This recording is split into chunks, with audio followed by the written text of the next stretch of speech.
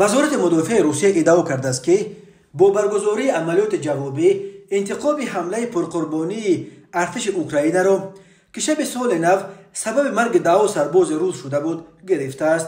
سخنگوی وزارت مدافع روسیه جنرال لیتنانت ایگور کناشنکوف گفت که حمله شب 8 ژانویه سال 2023 بلافاصله در دقیقه‌های اول پس از انجام آتش بس به مناسبت میلاد عیسی مسیح که پرزیدنت روسیه ولادیمیر پوتین اعلام کرده بود صورت گرفت.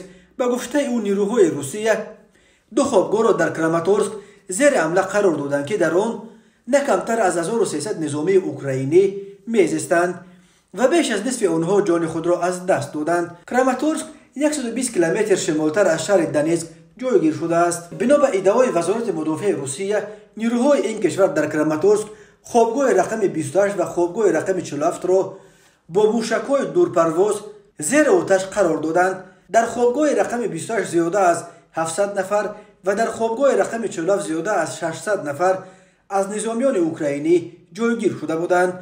در همین حال سردار ماموریت حربی ولایت دونیتسک پاول کریلنکا در کانال خود در تلگرام عکس‌های را از جای حادثه نشر نمود که بنای یک مؤسسه تعلیمی، یک انشاءات صنعتی و یک توقفگاه کمی آسیب دیدند، ولی در جریان این عملیات روس‌ها کسی کشته و یا زخمی نیز نگردیده است.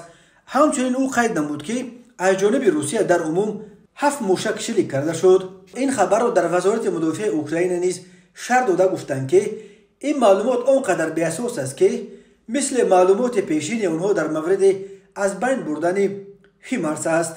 وزارت مدافع روسیه ادعا کرده بود که 27 هیمارس را نابود کرده است، ولی اوکراین گفت در عموم امریکا به اوکراین مگی 20 هیمارس فرستاده بود. با این خبر نشر کرده وزارت مدافع روسیه خبرنگار حربی روس نیز باور نکرده عکس نشر کرده جانب اوکراین را گذاشته نوشتند که در کراماتورسک یگان نشانه از ضربه موشکی به بنا نیست و حتی بناها آسیب جدی هم ندیدند. در مورد عملیات جوابی ارتش روسیه به حمله نیروهای مسلح اوکراین در مکیف، انستیتوت آموزش جنگ نیز ابراز نظر کرده نوشته است که از این خبر بر دروغ حمله موشکی ارتش روسیه بسیاری ها در روسیه ناراضی هستند. این پژوهشگاه می نویسد که شهروندان روسیه از آن ناراضی اند که از سبب بی‌اهمیتی و خنک نظری مسئولان مخصوصا فرماندهان صحرایی ارتش روسیه شماره زیاد سربازان خود را از دست می دهد.